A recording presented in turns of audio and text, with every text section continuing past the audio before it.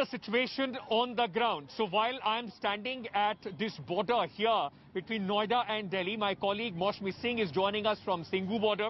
I also have Himanshu, who is joining us from the Tikri border. Two big flashpoints as far as the government is concerned, with the farmers choking off the entry points to Delhi. Maushmi, coming to you first. Seventh cold night under the open sky. Farmers digging in their heels for the long haul. What's the situation where you are?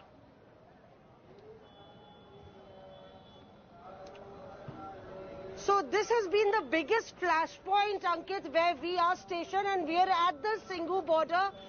Can say that we are standing on the side where the police forces have been deployed. You can see the yellow barricades in the dark, trucks there, and that's a sign how this protest is growing. But remember, the middle line where the farmers can't cross is way further.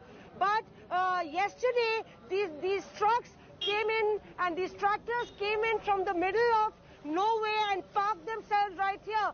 So slowly the protest is moving forward towards Delhi, and that's why the entire national highway that really comes from Sonipat has been completely barricaded by the Delhi police. Even the side roads have been closed, fearing that there may be more crowd coming in. But importantly, you said about Uttar Pradesh, how the protest is intensifying there.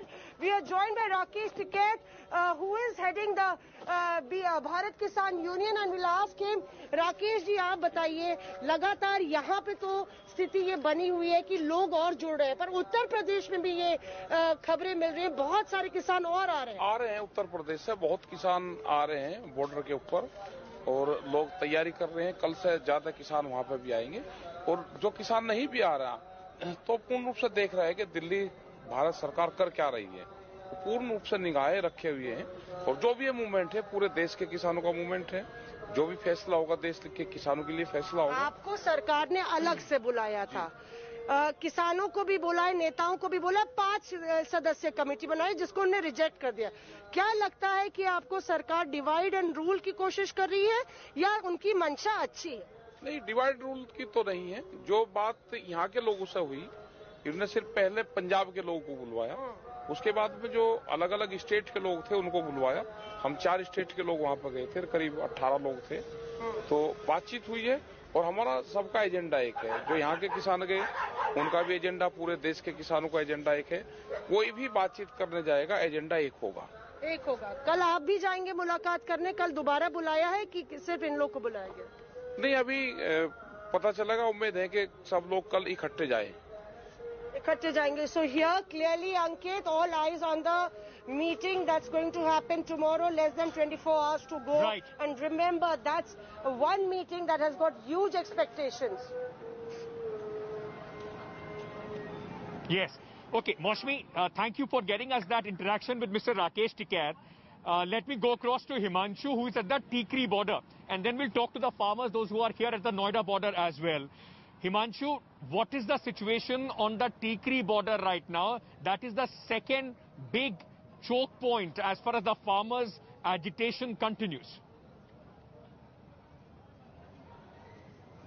अंकित, छठा दिन है आज जब Tikri border पर किसान यहां पर जब पहुंचे थे, और उसके बाद आज छठा दिन है। यहीं बॉर्डर पर आप देख सकते हैं पीछे जो बैरिकेड है उसके ठीक पीछे आप देखिए पूरे दूर तक, जहां तक भी आपकी नजर जाएगी, किसान ट्रैक्टर्स में यहां पर पहुंचे हुए हैं। हरियाणा और पंजाब की ये बेसिकली किसान है। जब हमारी इनसे बात हुई थी, इनका ये कहना था ये पूरी तैयारी से आए हैं और यहां से वो तब तक नहीं जाएंगे जब तक कि कुछ फैसला नहीं हो जाता और सरकार जो काले कानून 3 जो बता रहे हैं किसान, उन्हें वापस नहीं ले लेते हैं। दूसरी चीज ये है कि लगातार इनकी संख्या बढ़ती जा रही है और किसान जो आ रहे हैं वो ट्रैक्टर्स पे बैठ के आ रहे हैं, जिसकी वजह से जो ट्रैफिक है वो बहुत दूर तक बंद हो गया है। इसका नतीजा ये हुआ है कि ये जो मेन रोड है जो रोहतक को जोड़ती है, हरियाणा से दिल्ली को जो जोड़ती है, इसका पूरा ट्रैफिक डाइवर्ट हो गया है और इसकी नतीजा ये हुआ कि आसपास के इलाके में भी बहुत ह्यूज ट्रैफिक जैम लग रहा है। यहां पर जो दिल्ली पुलिस है वो एक तो लोकल्स को मैनेज कर रही है, क्योंकि इस जो पूरा एक लंबा स्ट्रेच है जहां पर ट्रैक्टर्स खड़े हैं, तो जो लोकल लोग हैं उनको कम्यूट करने में दिक्कत हो रही है। तो एक तो पुलिस उनको हेल्प कर रही है, और दूसरी चीज जो यहाँ किसान बैठे हैं उनका ये कहना है कि वो लगातार सिंघू बॉर्डर पे टच में है, और सिंघू बॉर्डर से जो भी इनको निर्देश मिलेगा